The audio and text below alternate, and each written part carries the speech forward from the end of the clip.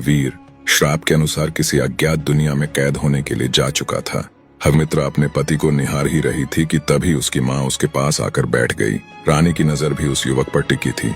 रानी ने कहा, देख रही है बेटी, देख उस युवक को। विधाता ने उसे कितनी फुर्सत से बनाया है। पूरा नगर उसे देख रहा है। काश तेरा नसीब भी इतना ही चमकीला होता। काश मेरा दामाद वह रेंगने वाला विशैला सांप न होकर ऐसा ही कोई सुंदर सजीला युवक होता। तेरे कर्म फूटे थे बेटी।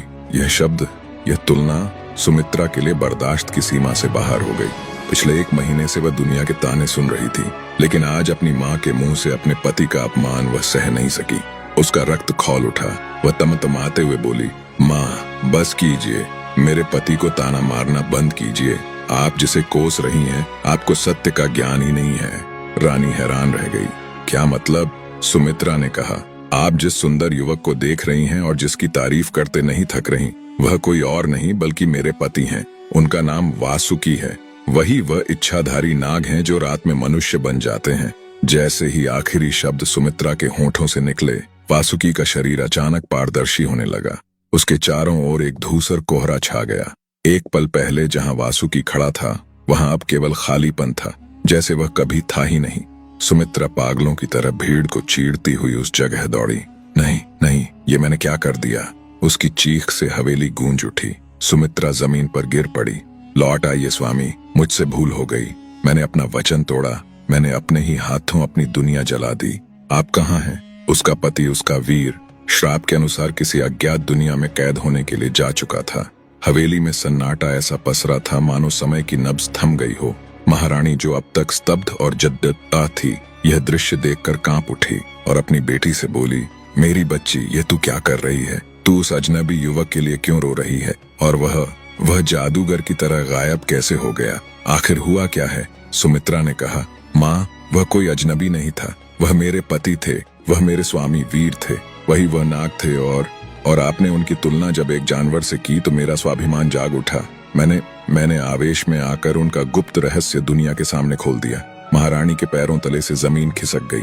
क्या वह दिव्य पुरुष, वह मेरा दामाद था? सुमित्रा ने रोते कहा, हाँ माँ, और उनके श्राप के अनुसार अगर उनका रहस्य खुला तो उन्हें हमेशा के लिए गायब होना था।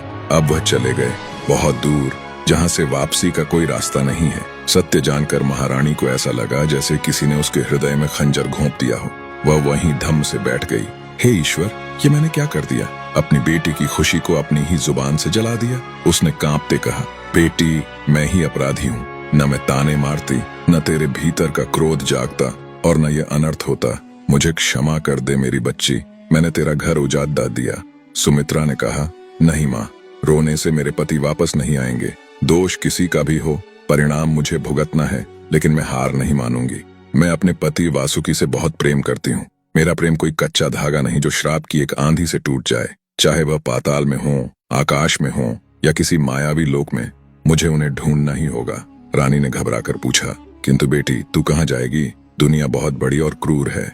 सुमित्रा ने कहा, जहाँ मेरे स्वामी के कदमों के निशान मिलेंगे, मैं वहीं जाऊंगी। मैं सावित्री की धरती की बेटी हूँ माँ। अगर वो यमराज से अपने पति को ला सकती है, तो मैं अपने वासुकी को इस श्राप से मुक्त क्यों नहीं करा सकती? अगली सुबह सुमित्रा ने पोटली में केवल थोड़ा सा सूखा अन्न और जल लेकर निकल पड़ी।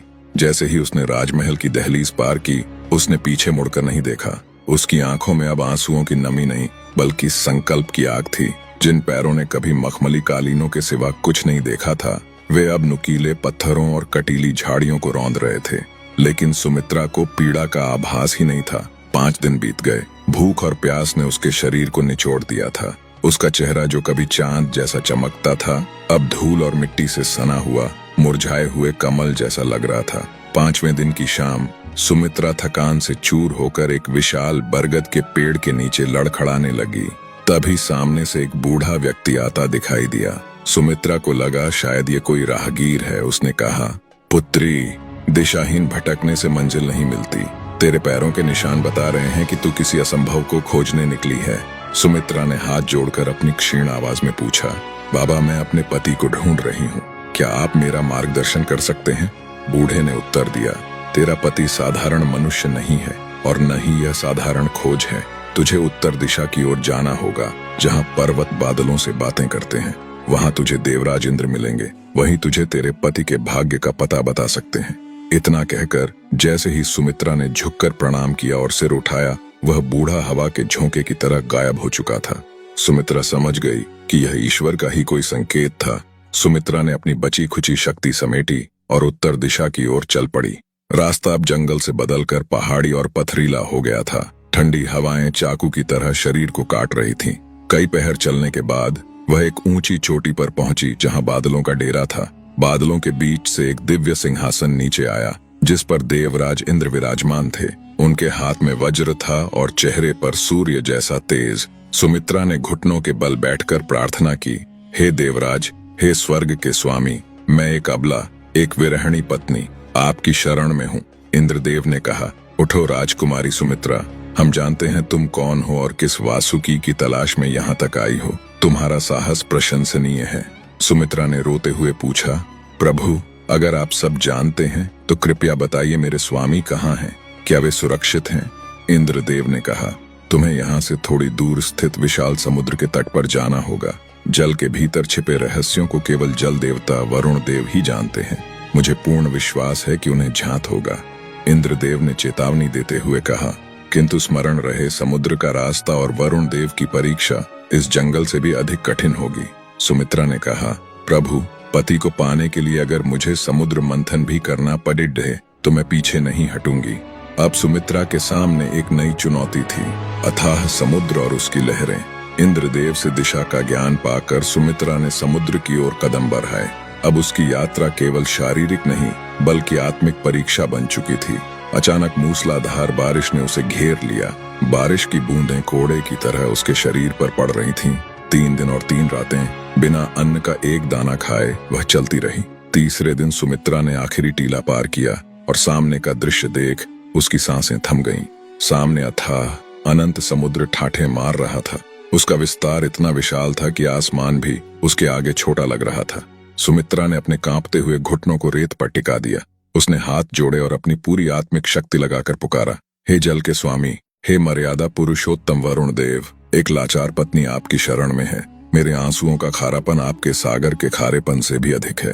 प्रकट होइए प्रभु, मेरी पुकार सुनिए। उसकी आवाज लहरों के शोर को चीरती हुई पाताल तक पहुंच गई। अचानक समुद्र के बीचों बीच एक हलचल हुई। पानी एक विशाल भंवर के रूप में घूमने लगा और उस भंवर के बीच से श्वेत फेन और नीले प्रकाश के साथ वरुण देव प्रकट हुए। उनका शरीर नीलमणि जैसा चमक रहा था, हाथों में पाश था। वरुण देव को सामने देख सुमित्रा का धैर्य टूट गया। वह रेत पर सिर पटक कर रोने लगी, हे प्रभु, आपने मेरी सुन ली। मैं कई दिनों से भटक रही हूँ। मेरे पति वासुकी, वो एक श्राप के कारण कहीं गायब हो गए हैं। मैं उनके बिना पानी की मछली की तरह तड़प रही हूँ। दया कीजिए प्रभु, अगर आपने मुझे उनका पता नहीं बताया तो मैं इसी क्षण इसी सागर में डूबकर अपने प्राण त्याग दूंगी। फिर मेरे मृत्यु का पाप इस पवित्र सागर पर लगेगा। वरुण देव की आंखों में करुणा भर आई। पुत्री सुमित्रा, साहस रखो, तुम्हें प्राण त्यागने की आवश्यकता नहीं है। तुम्हारा प्रेम सत्य है, इसीलिए मैं यहाँ हूँ। तुम्हारे पति वासुकी जीवित हैं, लेकिन वे एक भयानक संकट में हैं। वे इस समुद्र के दूसरे छोर पर काला पानी के जंगलों में कैद हैं। सुमित्रा चौंक गई। कैद? किसने कैद किया है उन्हें? वहाँ एक मायावी पिशाचिनी का राज है। वह आत्माओं से सौदा करती है और सुंदर युवकों को छल कपट से अपना गुलाम बना लेती है। वासुकी उसी के तिलिस्म में फंसा हुआ है। यह सुनकर सुमित्रा के रोंगटे खड़े हो गए, लेकिन भय से नहीं, क्रोध से। सुमित्रा बोली, चाहे वह चुड़ैल हो या साक्षात यमराज, मैं अपने पति को उससे छीन लाऊंगी। प्रभु, बस आप मुझे उस पार पहुंचा दीजिए। मेरी केवल यही विनती है। वरुण देव उसके साहस से प्रसन्न हुए। तथास्तु, तुम्हारी इच्छा पूर्ण होगी। देखते ही देखते वरुण देव ने अपना दैवीय रूप बदला। वे एक विशालकाय मगरमच्छ के रूप में बदल गए। मगरमच्छ की पीठ इतनी चौड़ी थी कि उस पर कोई आराम से बैठ सके। सुमित्रा ने बिना एक पल गंवाए अपनी साड़ी समेटी और उस विशाल मछली की पीठ पर बैठ गई। मगरमच्छ ने तीर की रफ्तार पकड़ी। वे लहरों को चीरते हुए आगे बढ़ रहे थे। समय और दूरी का कोई पता नहीं चला। बस कुछ ही पलों में जो सफर जहाज से महीनों में होता, वह दैवीय शक्ति से क्षणों में पूरा हो गया। अचानक गति धीमी हुई। वह समुद्र के दूसरे छोर पर थी, लेकिन यहाँ का वातावरण बिल्कुल अलग था। समुद्र पार करते ही सुमित्रा एक विचित्र और वीरान तट पर उतरी। सामने एक घना जंगल था, जहाँ पेड़ों पर पत्ते नहीं, बल्कि सूखी ऐंठी हुई टहनियाओं थीं जो कंकालों के हाथों जैसी लग रही थीं। थकान से चूर सुमित्रा एक विशाल सूखे वटवृक्ष की जड़ पर निढाल होकर बैठ गई। वह अभी अपनी आंखें मूंदने ही वाली थीं कि अचानक हा हा हा हा हा हा हा एक भयानक कर्कश हंसी उस सन्नाटे को चीरती हुई गूंजी। सुमित्रा का दिल धक से रह गया। इससे पहले कि वह उठकर भागती, हवा में काला धुआं इकट्ठा हुआ और एक विभत्स आकृति में बदल गया। सुमित्रा ने भागने का प्रयास किया, लेकिन उसके पैर पत्थर के हो गए थे। जैसे एक बाज अपने पंजों में नाजुक कबूतर को जकड़ लेता है, वैसे ही चुड़ैल ने झपट्टा मारा और सुमित्रा को अपनी बर्फीली पकड़ में दबोच लिया। इतनी सुंदर शिकार, और वो भी खुद चलकर मेरे पास आई। चुड़ैल की आवाज में भूख और क्रूरता थी। चुड़ैल सुमित्रा को हवा में उड़ाते हुए अपनी गुफा में ले आई। यह गुफा नहीं, मौत का गोदाम थी। चारों तरफ जानवरों और इंसानों की हड्डियां बिखरी पड़ी थीं। गुफा के एक कोने में एक लोहे का जंग लगा पिंजरा लटका हुआ था। सुमित्रा की नजर जैसे ही पिंजरे पर पड़ी, उसका कलेजा मुंह को आ गया। पिंजरे के भीतर फटे पुराने कपड़ों में जंजीरों से जकड़ा हुआ एक युवक बैठा था। वह और कोई नहीं, उसका पति वासुकी था। वासुकी ने सिर उठाया और सुमित्रा को देखा। उसकी आंखों में अविश्वास और पीड़ा का सैलाब उमड़ आया।